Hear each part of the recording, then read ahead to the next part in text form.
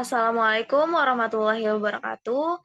Kami dari kelompok 4 akan mempresentasikan mengenai intervensi pencegahan pada stunting. Kelompok kami yaitu saya sendiri, Intan Kurnia Maharomah, Nasifa Putri Anjani, Khairunisa Azkia Rahma, Rania Farid Basumbul, dan Lela Nurkomala. Yang pertama adalah latar belakang. Stunting merupakan kondisi gagalnya pertumbuhan anak-anak akibat kekurangan gizi. Stunting dapat terjadi karena kondisi sosial ekonomi keluarga, gizi ibu hamil, suatu penyakit, dan kurangnya asupan nutrisi. Anak yang menderita stunting akan mengalami keterlambatan pertumbuhan dan perkembangan tubuhnya sehingga dapat mempengaruhi kehidupan di masa depannya yang mencakup tujuan dari SDGs atau Sustainable Development Goals, yaitu dimulai dari pemberantasan kemiskinan hingga kualitas SDM. Intervensi yang dapat dilakukan untuk mencegah stunting yaitu ada dua jenis intervensi, yaitu yang pertama intervensi spesifik, yaitu kegiatan yang langsung mengatasi penyebab terjadinya stunting, berupa asupan makanan, pencegahan infeksi, status gizi ibu, penyakit menular, dan kesehatan lingkungan. Yang kedua, ada intervensi sensitif, yaitu kegiatan yang berhubungan dengan penyebab tidak langsung stunting yang umumnya berada di luar kewenangan Kementerian Kesehatan, yang memiliki kontribusi sebesar 70% dalam penanggulangan masalah gizi. Diperlukan juga faktor pendukung yang memungkinkan terjadinya penurunan stunting seperti komitmen politik dan kebijakan, keterlibatan pemerintah dan lintas sektor, serta kapasitas untuk melaksanakan intervensi yang ada. Kemudian ada contoh dari intervensi spesifik, yaitu pemberian TTD atau tablet tambah darah pada ibu hamil, penyuluhan dan konseling gizi, PMT, pemberian makanan tambahan, suplemen zat gizi, dan imunisasi. Yang kedua ada intervensi sensitif, contohnya itu air bersih dan sanitasi, bantuan pangan non-tunai, fortifikasi pangan, dan pendidikan anak usia dini atau PAUD. Yang ketiga ada intervensi pendukung, contohnya penguatan posyandu, surveillance gizi, advokasi pemerintah daerah, dan konvergensi pencegahan stunting di desa.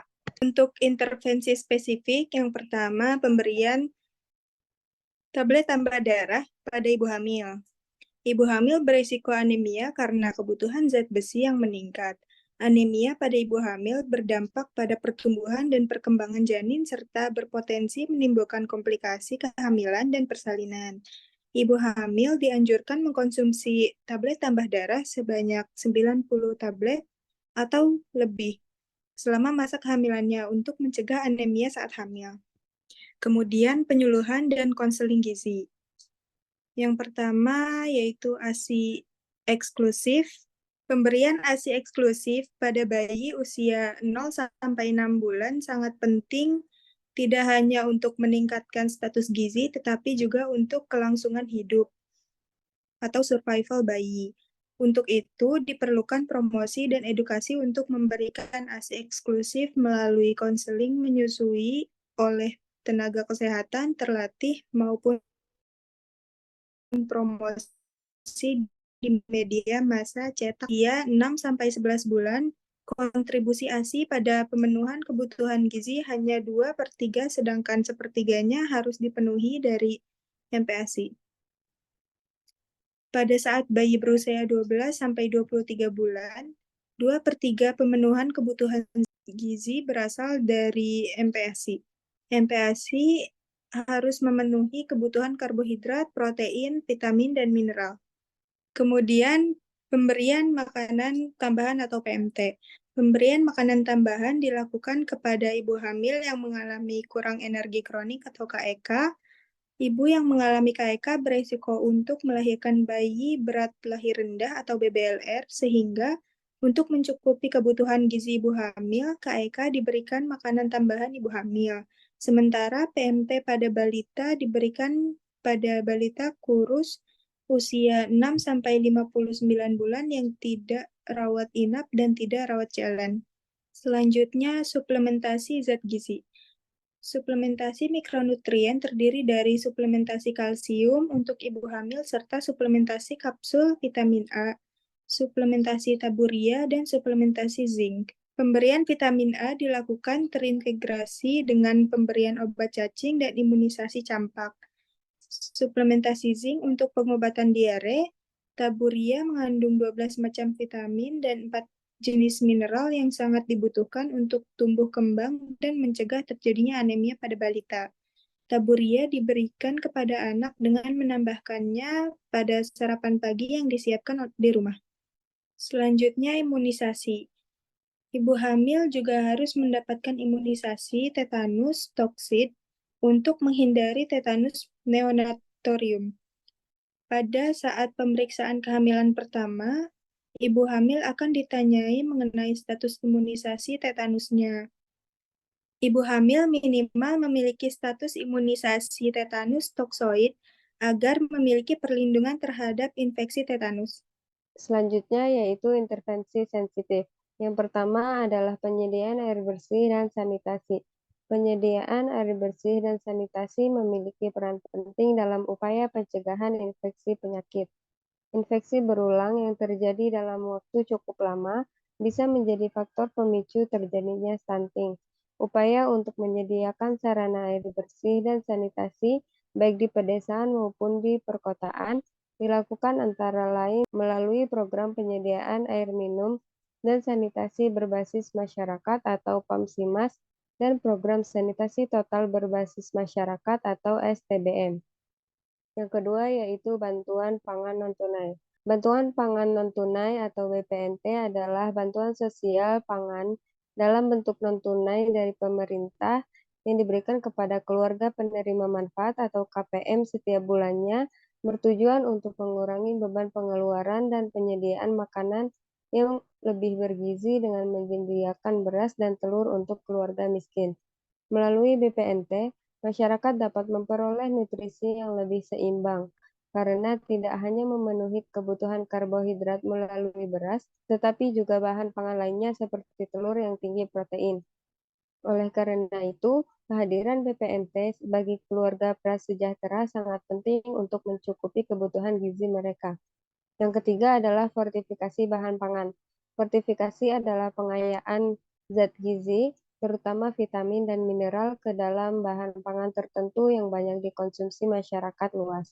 Contoh fortifikasi bahan pangan seperti fortifikasi yodium pada garam, zat besi, asam folat, zinc, vitamin B1 dan B2 pada tepung terigu, serta fortifikasi vitamin A pada minyak curah. Fortifikasi pangan dinilai sebagai salah satu upaya pemenuhan zat gizi mikro masyarakat yang terbukti cost efektif.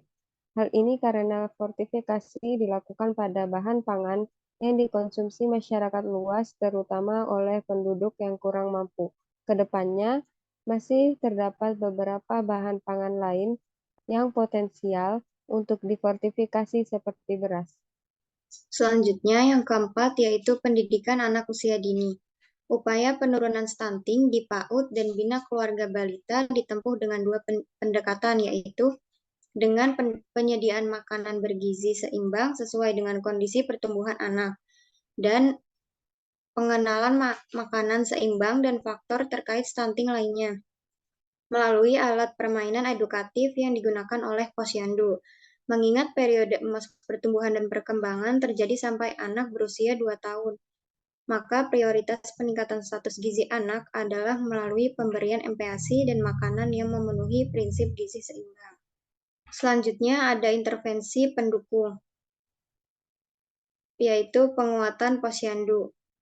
Posyandu merupakan upaya kesehatan berbasis masyarakat atau UKBM yang diselenggarakan secara berkala setiap 1 bulan sekali oleh masyarakat dengan dukungan petugas kesehatan. Kegiatan di posyandu dikenal dengan sistem 5 kerja terdiri atas pendaftaran, penimbangan pengisian kartu menuju sehat atau KMS, pelayanan kesehatan, dan penyuluhan. Posyandu ini merupakan garda terdepan dari pelayanan kesehatan dan gizi kepada ibu hamil dan anak balita. Yang kedua ada surveillance gizi. Surveillance dapat dilakukan melalui aplikasi elektronik pencatatan dan pelaporan gizi berbasis masyarakat atau EPPGBM. Surveillance gizi berfungsi untuk memberikan informasi keadaan gizi masyarakat dan faktor yang mempengaruhinya secara cepat, akurat, dan berkelanjutan. sehingga dapat digunakan untuk menetapkan kebijakan gizi maupun penanggulangan masyarakat gizi.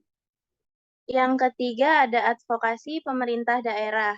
Advokasi kepada pemerintah daerah dapat dilakukan dengan mengawal penerapan kebijakan percepatan penurunan stunting di daerah pada tingkat kabupaten atau kota.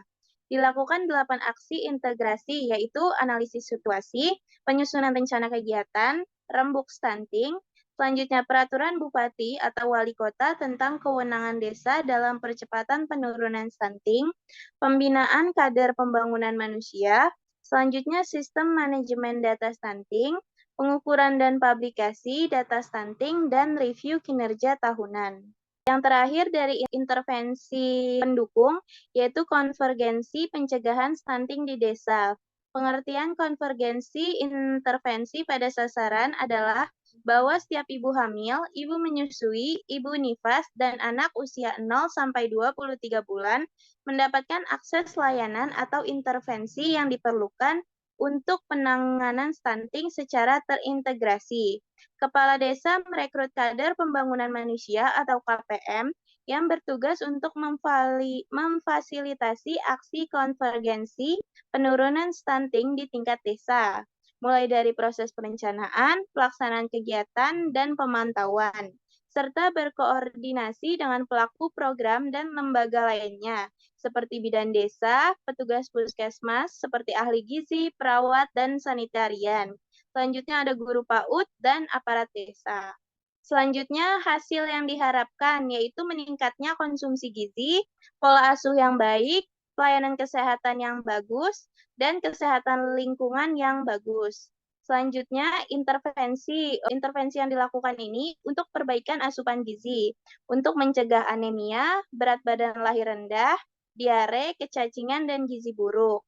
Hal itu dilakukan untuk penurunan angka infeksi pada anak. Dampak yang diharapkan dari intervensi yang telah dilakukan adalah prevalensi stunting yang menurun. Sekian presentasi dari kelompok kami. Wassalamualaikum warahmatullahi wabarakatuh.